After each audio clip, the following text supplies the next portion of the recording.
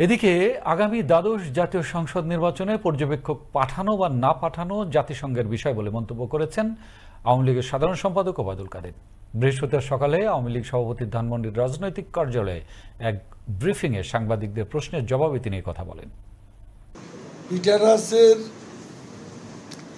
সে মার্কিন রাষ্ট্রদূত, তার রাষ্ট্রদূত হিসেবে তার চলাফেরা, তার কার্যক্রমে এটা একটা সীমানা আছে। আমরা বিশ্বাস করি তিনি সেটা মেনে চলেন। তাকে আমরা আমাদের পক্ষেও চাইনি, অন্য কোনো রাজনৈতিক দলের পক্ষেও তিনি পক্ষপাতিত্ব করেন সেটাও আমরা চাই। অবশ্য তারা এর মধ্যে বলেছেন তারা এখানকার নির্বাচনে